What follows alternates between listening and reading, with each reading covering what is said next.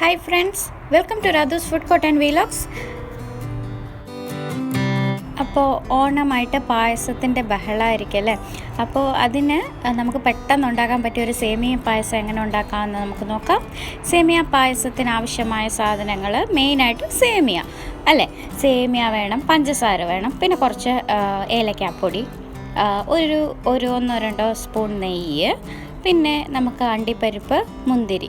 ഇത്രയും സാധനങ്ങളുണ്ടെങ്കിൽ നമുക്ക് പെട്ടെന്ന് സേമിയ പായസം ഉണ്ടാക്കിയെടുക്കാം. ഇതിന് ഞാൻ കണ്ടൻസ് മിൽക്ക് പൗഡറോ ഒന്നും യൂസ് ചെയ്യുന്നില്ല. നമുക്ക് വീട്ടിൽ പെട്ടെന്ന് അവൈലബിൾ ആയിട്ടുള്ള തിങ്സ് വെച്ചാണ് ഞാൻ ഉണ്ടാക്കി കാണിക്കാൻ പോകുന്നത്. സോ റെസിപ്പിയിലോട്ട് പോകാം.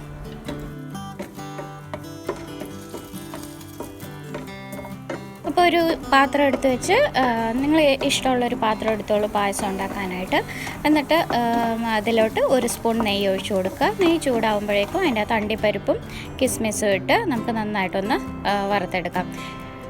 അതിനുശേഷം അത് മാറ്റി വെച്ചതിന് ശേഷം നമുക്ക് അതേ നെയ്യിൽ നമ്മുടെ സേമിയ വറുത്തെടുക്കാം. ഞാനിവിടെ ഒരു 3/4 കപ്പോളം സേമിയ എടുത്തിട്ടുണ്ട്.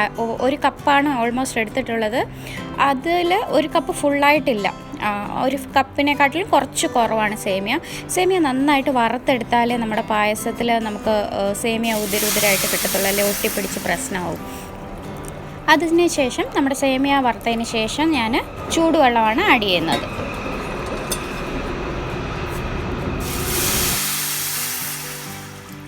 ഒരു 2 കപ്പ് ചൂടുവെള്ളമാണ് ഞാൻ ആഡ് ചെയ്തേക്കുന്നത് നമ്മുടെ സേമിയ വേവിച്ചെടുക്കാനായിട്ട്.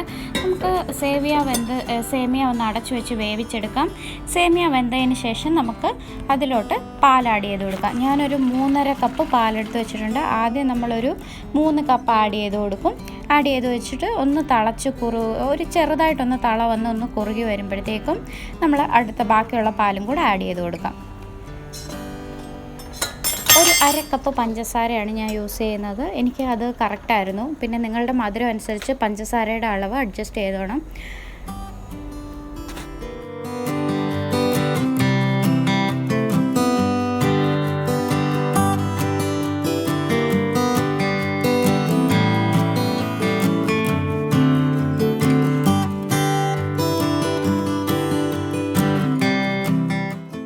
നിങ്ങൾക്ക് സേമിയ പായസം കുറച്ച് ലൂസായിട്ടാണ് ഇഷ്ടമെങ്കിൽ പാല് അഡ്ജസ്റ്റ് ചെയ്യാം. നിങ്ങൾക്ക് തിക്കനായിട്ട് വേണമെങ്കിൽ കുറച്ചുകൂടി തീ കുറച്ചിട്ട് നന്നായിട്ടൊന്ന് കുറുക്കിയെടുക്കാം. അത് നിങ്ങളുടെ ഇഷ്ടം. എനിക്ക് കുറച്ച് വാട്ടറി ആയിട്ടുള്ള സേമിയ പായസമാണ് ഇഷ്ടം. സോ അതാണ് ഞാൻ ലാസ്റ്റ് പാല് കുറച്ചുകൂടി ആഡ് ചെയ്ത് കൺസിസ്റ്റൻസി ശരിയാക്കിയത്.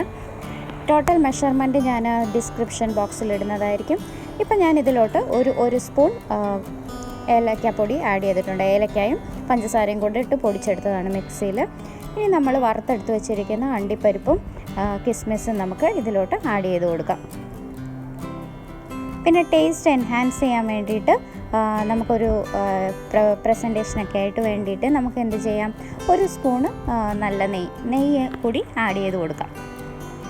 അപ്പോൾ അത്രയേ ഉള്ളൂ, നമ്മുടെ രുചികരമായ സേമിയ പായസം തയ്യാറാണ്.